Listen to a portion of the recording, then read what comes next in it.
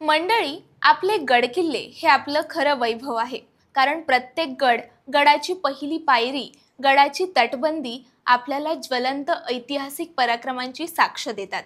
असाच एका डोंगरावर उभा असलेला एक किल्ला, जो कधी यादवांची राजधानी बनला, कधी तुघलकांची राजधानी, तर कधी मुघल, मराठे, निजाम यांच्या निर्णयाची साक्ष देणारी युद्धभूमी बनला.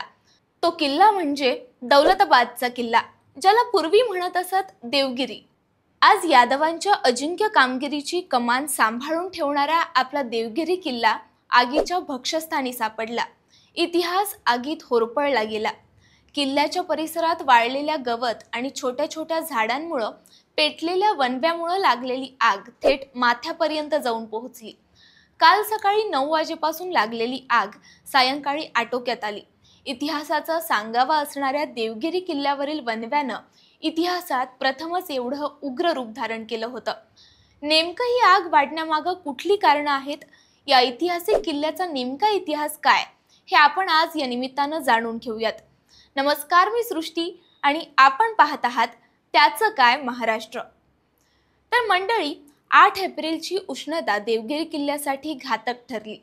केंद्रीय पुरातत्व विभागाअंतर्गत येणारा हा ऐतिहासिक वारसा दिवसभर आगीच्या ज्वाळांमध्ये वेढला गेला होता.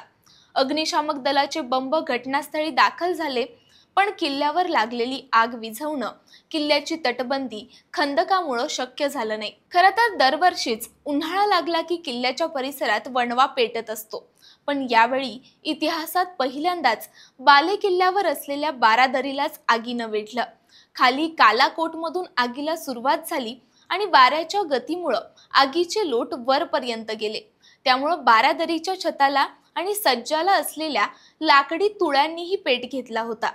पुरातत्व विभागाच्या कर्मचाऱ्यांनी बारादरीची आग आटोक्यात आणली, पण बाकी किल्ल्यावर भडकलेला वणवा 4ही बाजूंना पसरला. अग्निशमन दलाचे 5 बंब सकाळपासून किल्ल्याबाहेर उभे होते, पण कुठूनच आत जाता येत नसल्यामुळे त्यांना आगीवर नियंत्रण मिळवण्यास हतबल ठरले. पुरातत्व विभागाकडेही स्वतःची काही अंतर्गत फायर सेफ्टी सिस्टीम नसल्यामुळे सकाळी 9:30 वाजता पेटलेला वणवा सायंकाळी शांत झाला. अखेर वाऱ्याचा वेग कमी झाल्यानंतर किल्ल्यावरील आग विझली, तर पायथ्याशी लागलेली आग गावकरी, अग्निशामक दल यांच्या प्रयत्नानं आटोक्यात आली. परंतु यातून एक मुद्दा समोर आला, तो म्हणजे दरवर्षी वणवा पेटतो याची जाणीव पुरातत्व विभागाला असूनही त्यांची अंतर्गत फायर सेफ्टी किल्ल्यावर नाही, हे जरा न पटणार आहे. कारण किल्ल्याची हानी होणं हे ऐतिहासिकदृष्ट्या हानिकारक आहेच, शिवाय किल्ल्याच्या परिसरातील मोर, सरपटणारे अनेक प्राणी या आगीच्या भक्ष्यस्थानी गेल्याची माहिती आहे. त्यामुळे प्राणी मात्रांचं असणारं हे आश्रयस्थानच संकटात सापडलंय. याच आश्रयस्थानाचा इतिहास थक्क करणार आहे. दौलताबाद किल्ला मूळचा देवगिरी या नावानं ओळखला जात होता. 12व्या शतकात यादव राजवटीचा उदय झाला. राजा भिलम यादवने आपल्या राजधानीसाठी देवगिरीचा डोंगर निवडला आणि इथे उभा राहिला एक किल्ला, मजबूत, अजय्य आणि चकित करणाऱ्या तंत्रज्ञानाने सजलेला. पाण्याच्या टाक्या, गुप्त बोगदे आणि तिन्ही बाजूंनी तटबंदी असलेला हा फक्त किल्ला नव्हता, तर हे होतं एक अभेद्य साम्राज्य. इसवी सन 1187 मध्ये यादव राजांनी या किल्ल्याची बांधणी करून त्याला आपली राजधानी बनवली. या नावामागही एक कथा आहे. असं म्हणतात की या किल्ल्याच्या ठिकाणी एकेकाळी देवांचं एक मोठं शहर होतं, म्हणूनच याला देवगिरी किल्ला म्हणून प्रसिद्धी मिळाली.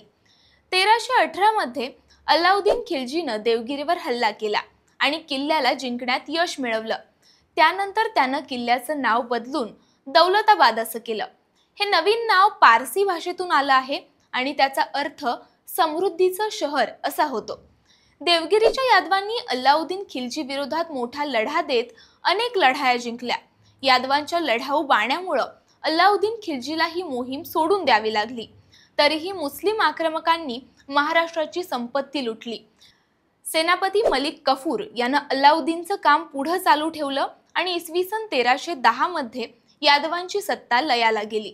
अल्लाउद्दीनचे अनुकरण मोहम्मद बिन तुघलक या दिल्लीच्या सुलतानानं केलं आणि आपली सत्ता वाढवण्यासाठी दक्षिणेतील मदुरेपर्यंत आक्रमण केली. 1326 मध्ये मोहम्मद बिन तुघलक या दिल्लीच्या सुलतानानं आपली राजधानी देवगिरीवर आणली. व देवगिरीचं पुन्हा नाव दौलताबाद केलं. पण काही कारणांमुळे दिल्लीहून आपली राजधानी दौलताबादेस आणण्याचा त्याचा प्रयत्न असफल झाला. ही राजधानी परत दिल्लीला न्यावी लागली. राजधानीचं शहर म्हणून देवगिरीला एक वेगळी ओळख देण्याचा प्रयत्न मोहम्मद तुघलकाच्या काळामध्ये झाला. मोहम्मद बिन तुघलक परत गेल्यावर किल्ल्याचं नाव पूर्ववतपणे देवगिरी झालं. पुढे भारत स्वतंत्र झाल्यानंतर देवगिरी किल्ल्याला 28 नोव्हेंबर 1951 रोजी राष्ट्रीय संरक्षित स्मारक म्हणून घोषित करण्यात आलं आणि हा किल्ला भारतीय पुरातत्व विभागाकडे हस्तांतरित करण्यात आला. आजही देवगिरी किल्ल्याची रचना पर्यटकांना थक्क करून जाते. तिथले गुप्त बोगदे, इतिहास घेऊन उभा असणारा चार मिनार, एवढ्या वर सुद्धा पाण्याच्या मुबलकतेसाठी बांधण्यात आलेल्या पाण्याच्या टाक्या, हे सगळं बघणं एका दिव्य अनुभवासारखंच आहे. थोडक्यात देवगिरी म्हणजे इतिहासाचं एक अमूल्य पान आणि हे पान जपणं आपलं कर्तव्य आहे. कारण इतिहास पुसला गेला तर वर्तमानाला आणि पुढे भविष्याला सुद्धा काहीच अर्थ उरत नाही. आज कित्येक वन्यजीव प्राणी त्या आगीत गतप्राण झाले असावे याचा अंदाज बांधणं अवघड आहे. त्यामुळे इतक्या वर्षांचा अनुभव गाठीशी असूनही भारतीय पुरातत्व विभागानं याकडे दुर्लक्ष केलंय का? यापूर्वीच योग्य त्या उपाययोजना का केल्या नाहीत असे प्रश्न सध्या स्थानिक आणि इतिहास प्रेमींकडून सरकारला विचारले जात आहेत. तुम्हाला देवगिरीचा इतिहास आणि आत्ताचा हा वणवा या बाबतीत काय वाटतं हे आम्हाला कमेंट बॉक्समध्ये नक्की कळवा. आपण पुन्हा भेटणारच आहोत नव्या माहितीसह. तोपर्यंत कुठेही जाऊ नका. पाहत राहा, सबस्क्राईब करा. त्याचं काय महाराष्ट्र.